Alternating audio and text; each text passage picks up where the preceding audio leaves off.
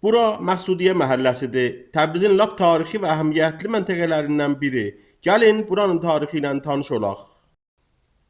Bu məhəllə Ağqoyunlular zamanı tikilibdir və onun banisi Uzun Həsənin oğlu olan Məqsud ibn Uzun Həsən Bayındırdır. Elə onun iftixarına da bu məhəllənin adı Məqsudiyyə olubdur.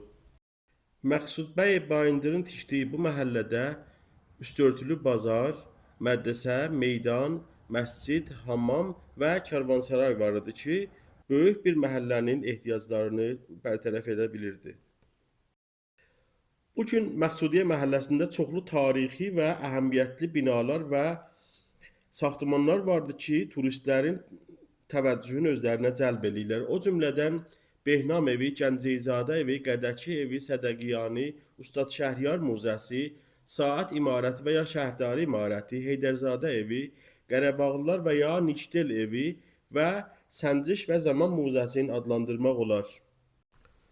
Çox qədim zamanlardan Təbrizin əyan əşraf və böyük şəxsiyyətlərinin evləri bu məhəllədə olardı. Burada döktür Gəncəviyanlar, döktür Gəncəyizadələr, Usta Şəhriyar, şuarlar, Nikidilin ki qəblən evi Qərabağı.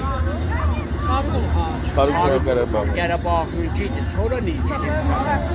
Məqsudiyyə məhəlləsi ehtişamlı Təbrizin çox əhəmiyyətli və turistsevər məntəqələrindən biridir ki, hər gün çox sayda turist burada yerləşən tarixi məkanlar və muzələrdən görüş edirlər. Siz də gəlin şəhrimizin bu gözəl məntəqəsindən görüş eləyin.